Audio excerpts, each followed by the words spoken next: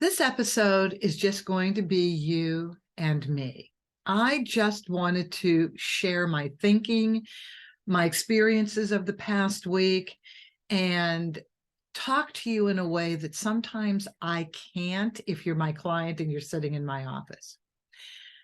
This episode is about honesty. So you've all heard me say it's better to go through the emotional divorce first, settle the emotions, and then file for the legal divorce. Now, why is that? Well, it's because you can't make good, sound legal decisions if you're still hurt, if you're still fighting, if you're still blaming. If you haven't cleaned up the emotions that got you to the point of asking for a divorce, explaining that you wanted a divorce, or were told that you're going to be divorced, if that hasn't cleaned itself up, you're never going to have a decent legal filing. You're going to spend way too much money. You're definitely going to spend way too much emotion. If you have children, you're going to affect your children in an adverse way. You may lose friends along the way, and guaranteed your family does not want to listen to you talk about this ad infinitum. Honesty is so important in a number of different ways, and you get to honesty if you truly sort out the emotions of the divorce first. And in my recipe for a heart-healthy divorce, which I'm starting to talk about more and more, it's a 4-step program.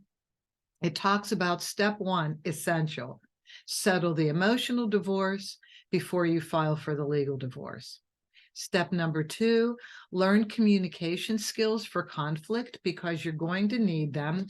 And in settling the emotional divorce, you're going to have to sharpen your communication skills so that you don't have an adversarial tone of voice, an arrogant tone of voice, so that you choose words that you don't have to apologize for at the end of it, so that you can talk in a way that doesn't blame, but just acknowledges what you consider to be pivotal points in the marriage that are leading to the divorce. The third piece of the recipe is to compartmentalize time so that you don't think about the divorce, hassle over the divorce, obsess over the divorce 24/7. You need to get divorced while you're living your life. And you can only really do that if you simply focus on settling the emotional divorce first before filing. And then the fourth piece of the recipe is developing a self-care program with laughter. We need to balance out the sadness of the divorce with laughter. I was super lucky. I was asked for the divorce. I almost threw up. Seriously, it was so horrible. It was in a restaurant. I knew the relationship wasn't the best, but I never expected to hear those words, "I want a divorce." It's a shocking reality. And if any of you have experienced that, which I'm sure you have, or you wouldn't be listening to this, those are devastating words to get over. And even though you know, and you do know, when the divorce isn't working well, when the marriage isn't working well, sorry, just to hear those words come out of your spouse's mouth, it levels the playing field beyond belief. But I was really proud of myself after I picked myself up. Literally picked myself up. I could have blamed, but I didn't. And why? I had my own stuff to deal with. I contributed. No question, I contributed in devastating ways. I contributed differently than he contributed. He contributed in other ways to the demise of the marriage, but it doesn't matter. This isn't a scoreboard. We don't get points for who devastated more. That's what people really gravitate towards. They know they've done stuff, generally. Generally, it's a two-way street. In those divorces, though, those marriages, though, where one person really hasn't, And every now and then there will be a marriage where one person really did great things in the marriage, right there, always with their commitment. And their spouse didn't do great things. Their spouse led a double life. Their spouse did things behind their backs that they had no clue about. You still have to forgive. You still have to do that. You still have to, forgive yourself if you didn't know, or if you did contribute to the demise, forgive yourself for that. Identify why, though, and apologize. So there are these grief stages that we've also talked about on this podcast: denial, anger, bargaining, acceptance, forgiveness, guilt, shame. It all goes into the grief stages that we have to go through to get through the emotional release, to settle the emotional divorce before we file for the legal divorce. Because if we don't, when we start the filing, even if you're in a no-fault divorce state, and most states are, it comes out. You're still using the hurt and the anger that you haven't processed and gotten over. You're using it while you file. And how are you going to use it? You're going to lie. You're absolutely going to lie. You're going to lie to the people you've hired to help you, whether it's a divorce coach, a therapist, a mediator, a lawyer. You're not going to be honest with us. You're going to leave out valuable pieces of information that even the playing field, that don't make your spouse the worst person walking the face of the earth and all wrong. We all need to hear the truth. And honesty is at the centerpiece of the divorce. Honesty, being vulnerable, having those open conversations while we're dealing with the emotions that we're trying to sort out from the marriage. This is all so, so important. You know, even if we're not really lying, but we're not saying why we're hurt, we're not really talking about what led up to the divorce or what's leading up to the problems in the settlement, because there will be problems in the settlement. Unless you settle the emotional divorce, you will not be able to settle the legal divorce. You just won't. You know, I remember this attorney and his wife. They met at a law firm when he was a lawyer and she was a paralegal. He since went on to teach school, college, university, at one of the major universities in town in the law school. But they met at the law firm, got married, and then married a long time, had children. When the children were grown, then they decided to get divorced. And it was so telling when we got to the mediation. Now, they were nice to each other in my office filing, but when we got to the mediation, I couldn't understand why he did not want to do a true 50% division of his pension. I just couldn't understand why. And it was such a small sliver that was the outstanding amount that he didn't want to divide.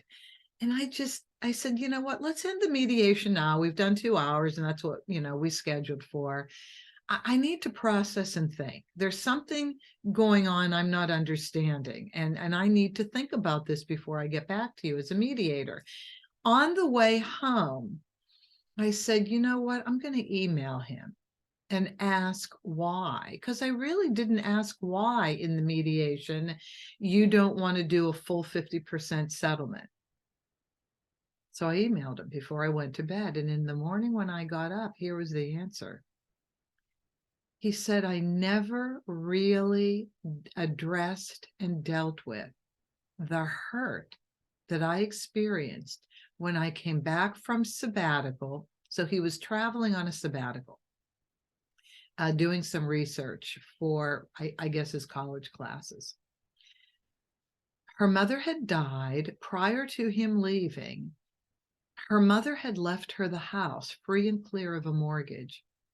And without telling him, she moved out of the home she lived in with him, which was community property and had to be divided. or at least, addressed as part of community property. And she moved into her mother's home. And so when he got home, her things were gone. She never mentioned it. Now, as amazing as this is, it happened. And amazing things like this happen all the time. Okay, should I say shocking? Yes. He never addressed it. They then talked about getting divorced. She moved out of the house, so let's get divorced.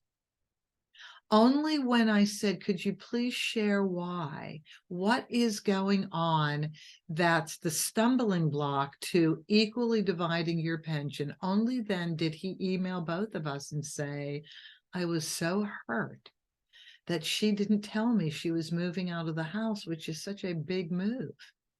And I didn't find out till I got home and saw that her things were gone. House wasn't messed up, but her things were gone. He said he never addressed it. Now that's shocking too. So why wouldn't you address it? Why wouldn't you say I'm hurt? Well, people don't say I'm hurt initially. People get mad. Oh my God. Okay, well then, all right, let's just file. Let's get it over with. I'll take everything from you. You'll never get the kids. I mean, it escalates from, okay, let's get divorced to these threats that can never, ever materialize. Never materialize. So in the anger of finding out that you're getting divorced or that your spouse wants to be divorced, or that you are telling your spouse you want to get divorced, and what you get back is resistance. What you get back is anger, threats that can never hold water. Because if you go to see an attorney, you'll see it will never hold water. But people don't think about that. People don't think about the outrageous things that are coming out of their mouths, that they don't know what they're saying. They don't understand that you can't take the kids, you can't take the house, you can't have things your own way. No, the laws of the state are going to preside. But this is how freaked out people get. I'll even take it one step further. Let's just say there's really nothing much to divide, but you haven't gone through the real emotional settling of the marriage. You haven't had the heart-to-heart talk, or you haven't gone to therapy and let a therapist help you unwind the marriage. It is so important that together you unwind the marriage, not to blame, but just to explain what has been going on inside of you that has made you make the decisions that you've made in the marriage that apparently is leading to the demise of the marriage. So if you haven't done that, and it still is a very simple marriage, and let's say there's only the house to divide. There's no pensions, there's no real debt, there's only one community asset, and it's the house. It's the hardest thing to divide, of course. And you're talking about dividing the house, but you're really not talking about why the marriage didn't work. I'll tell you, it could easily be being as honest as saying, I knew in my heart it wasn't the right thing to get married. Do you know how many people get married and they know in their heart it's not the right thing to do? Oh, yes. They check the boxes. Here's why people get married. A, they're getting older, and if they're not married in their 20s, they're freaked out. They'll never get married. Or this potential spouse checks all the right boxes. He or she comes from the type of family we want. He or she has a good job, looks like they'll be a good provider. Both people will contribute. He or she may sound like they want the same things, but in your gut, it just doesn't feel right. Or as you're planning the wedding, everything sounds fine. And then when you go into planning the wedding, it just doesn't feel right. It becomes more real as the days move forward. and you're spending money, the invitations are going out, but you're not feeling happier and happier, actually feeling more and more constricted, and you go through it anyway. I've had a couple clients that were physically assaulted leading up to the marriage, on the day of the marriage. What do you do in that case? Do you still walk down the aisle? I had a client whose husband that day, taking pictures, hit her, punched her.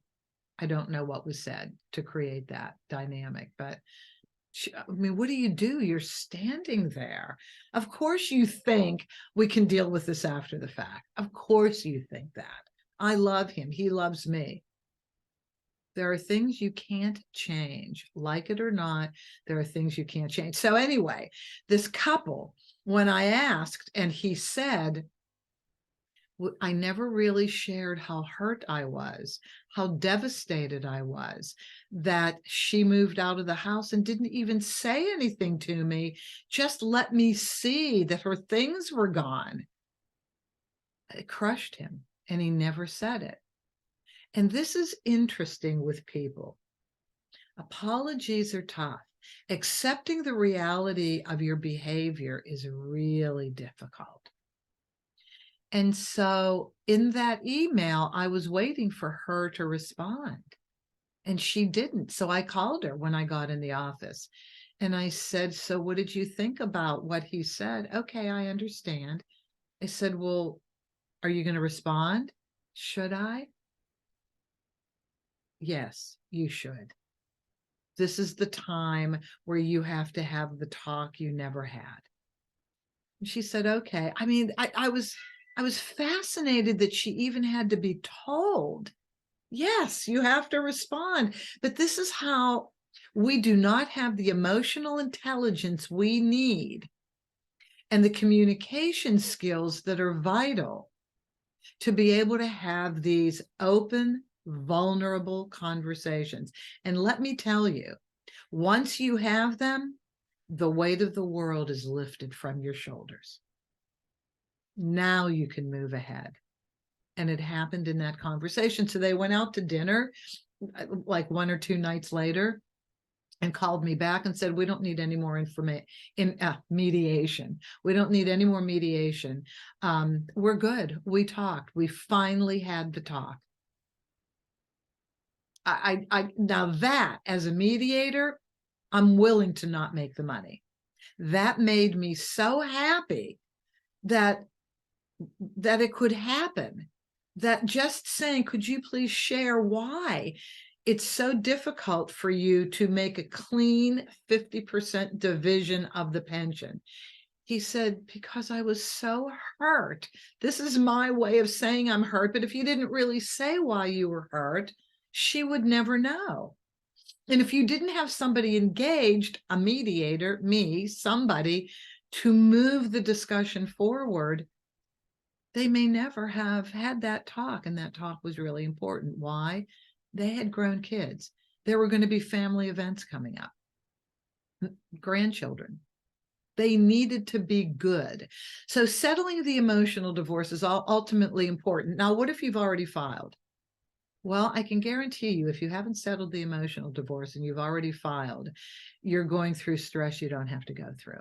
You've either had to hire attorneys that you didn't need to hire, so you're spending more money than you have to, or you're not allowing your attorneys to really know what's going on because you're harboring your own level of culpability in the marriage, and you may be shading the spouse totally, or it's just taking way too long to get through the legal side. It should not take that long to get through the legal part of the divorce if you've gone through the emotional divorce. Honesty is the most important part of this. I cannot tell you, solutions in the legal side of the divorce are so much easier if you're honest, if you don't try and blame the other spouse. So let me tell you about another story. This all comes out in mediation. This cannot be resolved unless you go into mediation. A good mediator will be able to move you through the communication, the discussion, the negotiation, and they'll be able to say, let's put a pin in it. You have bigger fish to fry. You two need to get to therapy. You two need to sit down and talk outside of mediation if possible. But a lot of mediators have the emotional intelligence to not function as therapists, but to allow the emotion to come out in a mediation. Sometimes I've even said, you know what? I'm going to leave you two in the room together to talk. I think we're at a point now where you're ready to have the reality conversation, the heartfelt conversation. I think you two are ready to be vulnerable. And when I've come back in the room, we now have a different conversation going forward. So here's another example, something else.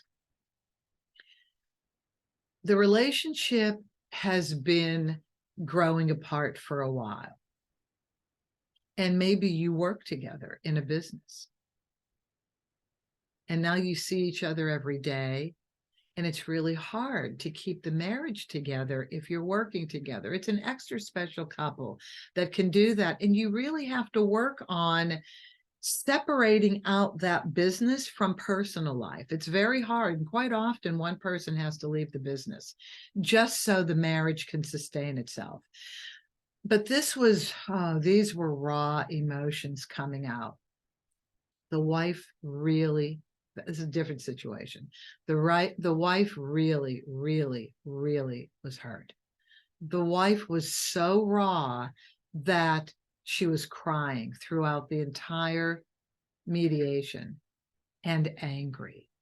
And he, in his way of coping with it, just became distant, not emotional at all, complete wall up. In fact, it almost seemed cruel, the coldness that came out of him. And I'm thinking, what's going on here? What's going on? So they had to divide their business. They had to deal with co-parenting. They didn't have the money to establish two residences, so they kind of had to still stay on property. So they had to separate out the way they lived. But when they came into the first mediation, I said, I don't think you're ready to mediate. I understand you both want to move forward. I understand that you work together, although they could arrange themselves so that they didn't see each other at work. They could arrange their schedules like that. So that was in their favor. But they needed to have the heart-to-heart. They really did. And when I got them individually, she was living in the past. She was describing a marriage that existed years ago, but not now. So she was living in the past, and she was thinking, like so many of us do, the past will come back. Things happen in a marriage, parents die.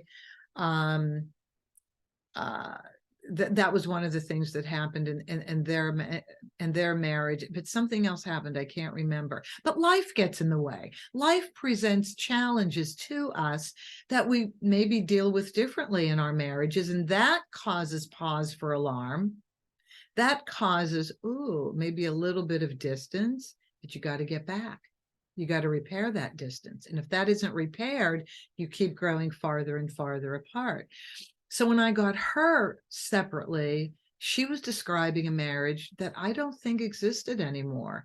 Because when I got him separately, he gave me a different version.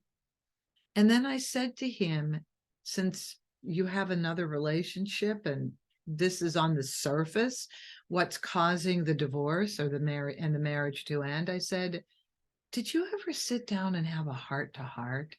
Did you ever apologize? Even if the marriage was crumbling, you didn't have to start another relationship until you dealt with the marriage. And that's something for all of you. Infidelity. Look, infidelity isn't a crime. And there are reasons why people have other relationships. Those reasons are what have to be dealt with, not to blame the other person. It's so hard not to blame, but to look at why emotions changed, why distance happened. And then, but you got to apologize for starting another relationship until the marriage was cleaned up and you both decided how you were going to move forward. It takes a lot of self-control, but you have to do that, or you have to seriously apologize. And it may not be accepted immediately, but if you continue to say, I am so sorry I did this. I don't think I was going to continue with the relationship anyway, but I'm so sorry I did this. And you're going to have to let your spouse deal with it. And spouse, if you're the one that has to deal with infidelity, you got to get over it at some point in time. You just have to. I had to. It happened to me, but I did other things that counterbalanced it, you know? I was not without my own stuff. And I knew that. So I was not going to focus on infidelity. No, that was just a symptom that something was going wrong. I stepped back. This is why I can talk about it. That was my immediate reaction. I'm not blaming. That came out in the divorce talk. It was easily admitted. I have another relationship. Okay. But I know why you have another relationship. I know why, because I was in the marriage. I saw the distance. I saw this wasn't working.